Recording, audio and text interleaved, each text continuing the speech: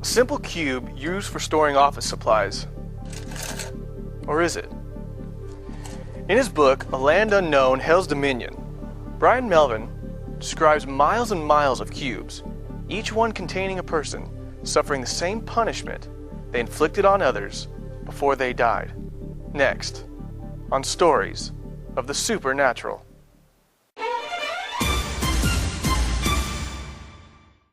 In 1980, I was a rough and ready kind of a guy. I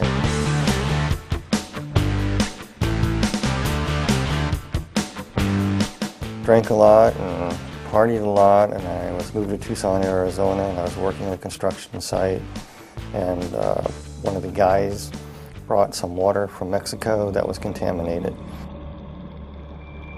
and I ended up drinking it by accident. Got real sick, contracted cholera, and within about 72 hours I was flat on my back and basically dehydrated.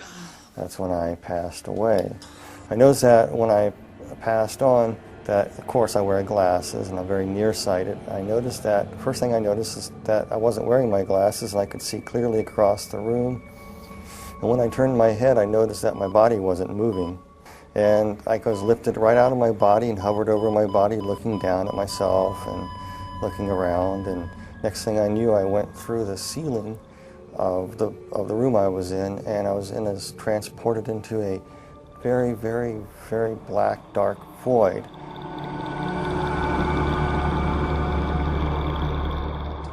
I could hear like somebody speaking to me, like telepathy.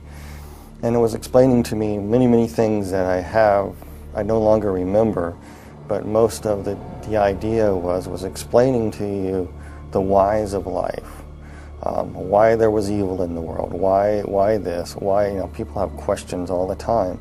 These were being answered to you as you were being transported to this light.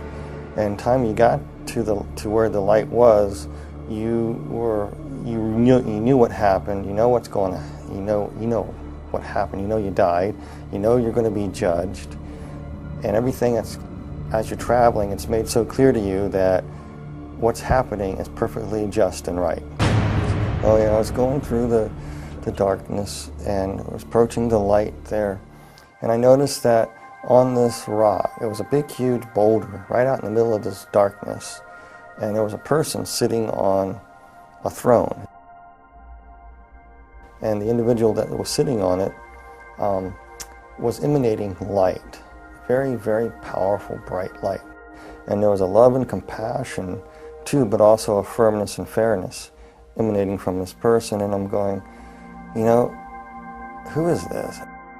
And the basic question that was coming to me through this thought was, look what you have done with God's gift. It was actually Jesus was speaking this to me. He said, if I let you into heaven with what you know now, that I'm just, right, perfect, you would misuse that and keep sin alive in heaven. You can't come in. He told me it was granted to me to see a land unknown that's best forgotten but will not be left unseen. That was it. And then he took out all these keys out of his robe, just pulled them out. And as he pulled them out, you could see the scar where the nails were kind of like in the wrist area, and it kind of pulled the bones apart. It's kind of traumatic looking. And he had these keys, and the keys were odd shapes and design. And he walked over to a place, and he stuck this key into this, looked like a gate. And a door opened. Then the veil came over, and it was dark again. I couldn't see it. All I could see was the Lord. And I was being moved toward this door, and I went through that door into a void. A tornado vortex. It was just going round and round. It was a tunnel, spinning horrendously around, just roaring and roaring and spinning and spinning and spinning.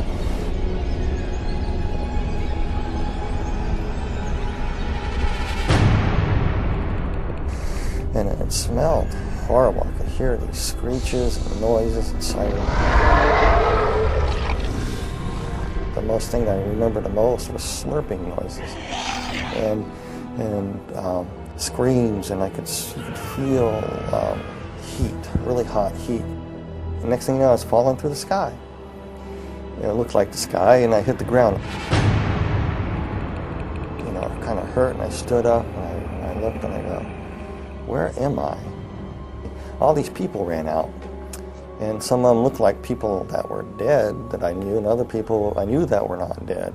And they come around me, slapping me on the back. I said, they got there awful quick because the house looked far away, but all of a sudden they were there, slapping me on the back, welcoming me there. But something just wasn't quite right with them because they looked weird. They had yellow glints in their eye, and their eyes were almost reptile-like. I looked over and I saw what looked like my best friend turn into somebody else. And I said, hey, wait a minute, you can't do that. You're not who you say you are. Who are you? And then all of a sudden I looked around and I go, all these people around me are not people. They began to morph into what they were. They were ugliest creatures I've ever seen. Reptile-like, some of them, they were just god-awful, like rotting vegetables, and they were distorted and twisted, and then they were not perfect by no means. And they were just filthy, smelly creatures. And they were just starting to come at me like they're going to shred me to pieces. And one tried to grab me right across my chest, and one tried to grab my legs. And while they're trying to tear you to pieces, they backed away, and this one that looked like my best friend earlier, who morphed into different people, came up to me. It was it was about 4'8", looked like a sort of half dinosaur, a reptilian type creature, and it was hissing and spitting at me, and was speaking in a language that I didn't know what it was saying at first. I was telling, and it was broken in English. It was telling me to come, follow it, follow it, follow it. So he motioned to me, and we took a few steps, and all of a sudden we were at the end of the horizon. Now, that doesn't make any sense, but we came across to what looked like the end of the horizon. You couldn't go any further, and I couldn't understand what it was. And yet I could look out, and I could see all this vast fields and mountains. And then that creature stuck its hand in this horizon, and he ripped it open like a veil, and he stepped out of it up onto this road, and he telling me to come, motioning me to come, so I did the same. I just went ahead, I got out, and next thing I knew, I was on a large, wide, dusty, flat road. I just came out of a cell, a cube. It was around 10 by 10 foot square. It could have been 14 by 14. That's what the dimensions were. And there was a cell next to it, and there was a cells above it, kind of set back, concave, so they're going up. And there were 6 of them to the roof of this place. And in the walls are embedded people in cells. And he pointed to another cube, and in this cube I was looking at, there were people inside these cubes. Some were vacant, some people waiting for people to arrive like I did. There's this person in there, and I was just looking at them, and then it was showing me another person. Each person that was in their cube was like they were reliving parts of their life all over again, but not in a very pleasant way. It's like a living nightmare. When we return, Bryan Melvin is taken deeper into hell, where he sees people in torment. Among them, one of the most notorious murderers in history. Next, on Stories of the Supernatural.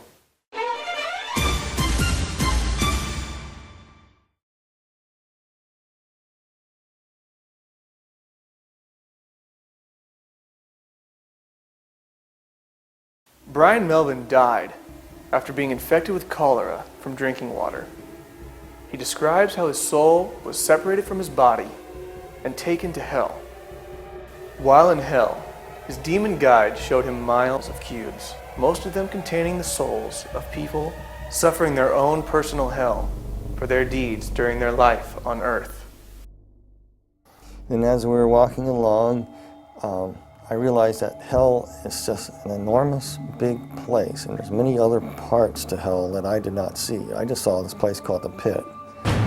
And so it says, it's been granted to thee, follow me out to the middle of the road. So he walked out in the middle of the road, and all these demons and creatures running around, and I saw all these people in various stages of torment.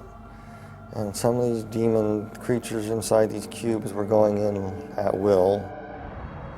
And they would be attacking people in various ways. But to the people, they look like other people, or times in their lives, or they look like demons. Whatever their worst nightmare was is basically what they were living. We walked along to another cube, looked inside of another individual that was there, and it reminded me of an old sailing ship. And this guy used to be a captain of the ship, and he was being flogged. Things that he did on this old sailing ship, but he did it for pleasure for these people because it was his ship, and he liked to be mean to his crew, and it was being meted back to him. I noticed this being, this creature looking at me. It was in a cube at first, and the person who was looking at this creature is one of those tall creatures with the faces that went around, but it was of a beautiful purplish color in a way, kind of a beautiful creature, but hideous at the same time. And with its faces revolving around, very seductive, very, very flattering, very, very persuasive. It would try to plant thoughts in your mind, trying to tell you, why would such a good God allow people to suffer like this? It was trying to get me to curse God. I really don't know who the demon creature was. I know he had great power and authority. He either was the second in command or he could have been Satan himself. This one vortex was spinning, and a lady that had just died in a car wreck came through, and she was deposited right there. And I saw her as she arrived, and inside her cube, she saw it as the illusion of her grandmother's farm, her grandparents' farm that she loved so well as when she was growing up. And her grandmother recently passed away too, so she got in this cube, and immediately she thought she was in heaven because there was a grandmother waiting there welcoming her. The grandmother that was actually a demon that gave the illusion of being the grandmother said, "Dear Pudding, you made it to heaven. I'm so glad you're here." And she really thought that she was in paradise. But there was a darker side to her. She would make her children be what she wanted. Her children wanted something else. She wanted them to be this. And if they didn't do it her way, it was the fist. It was verbal abuse. It was cutting down. So as she sat down, I was watching it, and the tree's limbs just grabbed her. And then she realized she was not in paradise. And as we passed some cubes, there were people inside, and they were trapped in flames. And it was like their skin was still intact, but they were burning. And there was an individual, and he was playing pool. And this guy was a child serial killer, but he lived in the 1940s.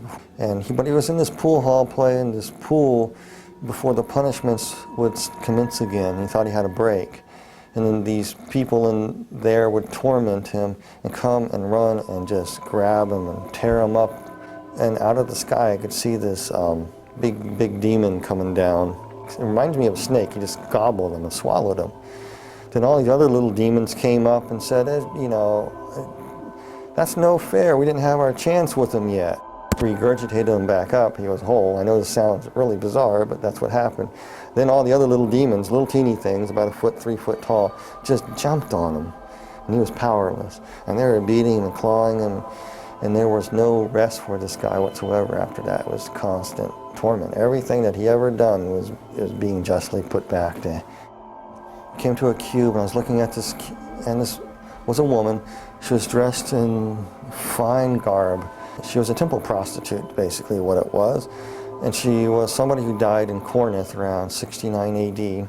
For a price, she would have a newborn son. For some reason, their religion was some strange thing. When you have a newborn son, you can offer it into a statue, and there's flames underneath the statue. You put the baby on the statue, and basically the baby would be cooked.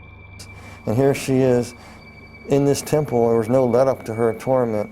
It was almost like all the little babies that she burned that were hers and other people's were tormenting her, mocking her, pouncing on her, just crawling and tearing her up. And she just screamed, and I had to turn away and walk.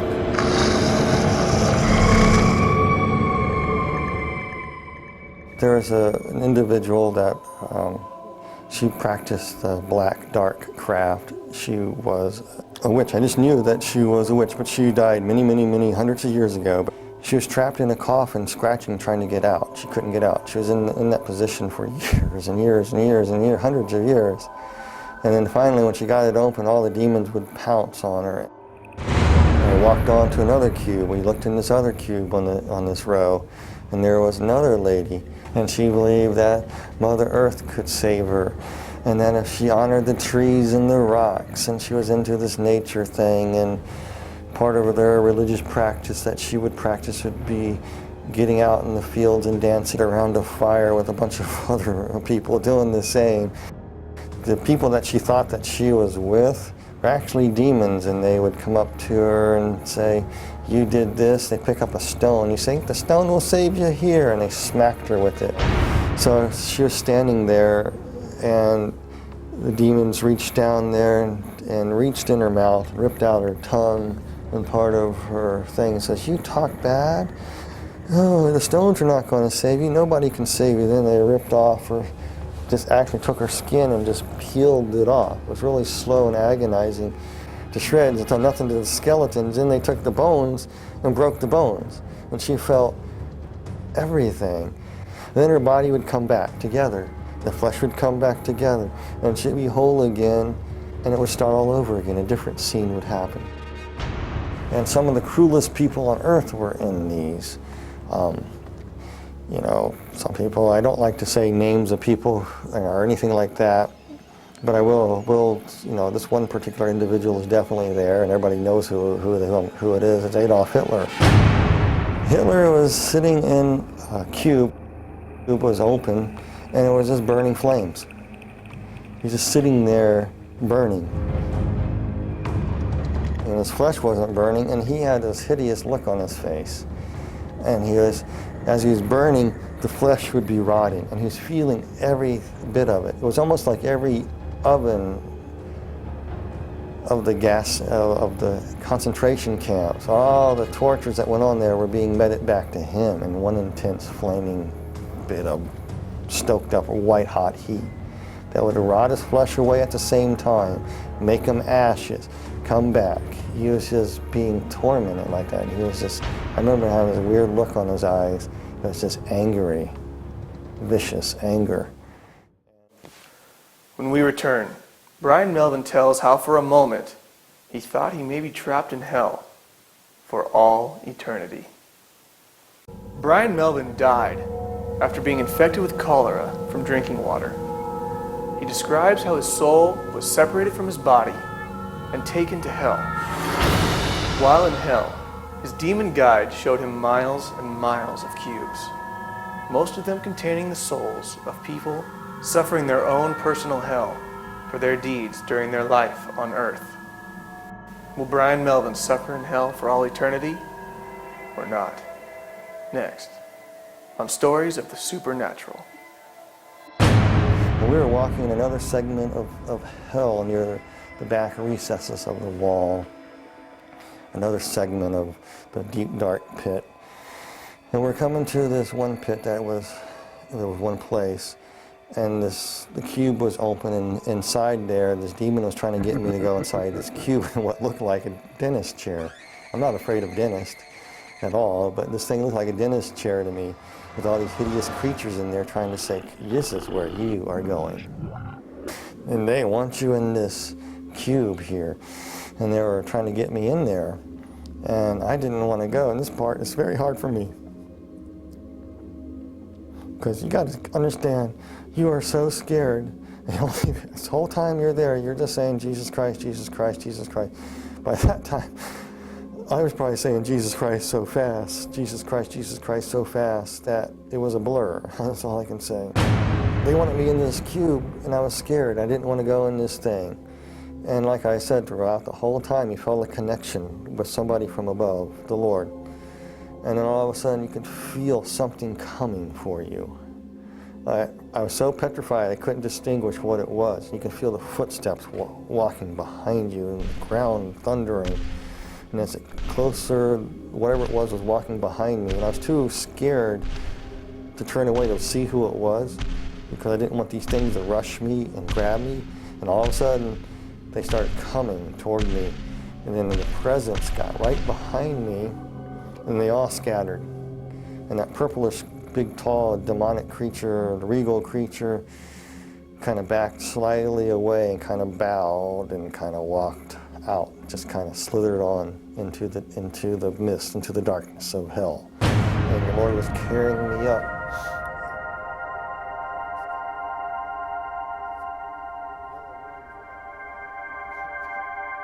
And I knew who it was. It was Jesus. He picked me up. This is the part I remember though so clearly. He just picked me up in his arms, and I could see where they crucified him. As he's holding me, his bones are pulled apart. He's saying, "You pulled apart my bones." And he carried me. And he kind of floated through the air and went through the center of the bottomless pit. I went straight up. I remember bits and pieces of being taken to a hospital and waking up in a hospital room. And nurses poking me. And when I woke up out of this thing trying to breathe, I grabbed the doctor and said, "I'm not in a cube, am I?" "I better not be in a cube." And the doctor says, "No, you're in a hospital." And from it, I was no longer an atheist. There was a God, there is a heaven, and there is a hell.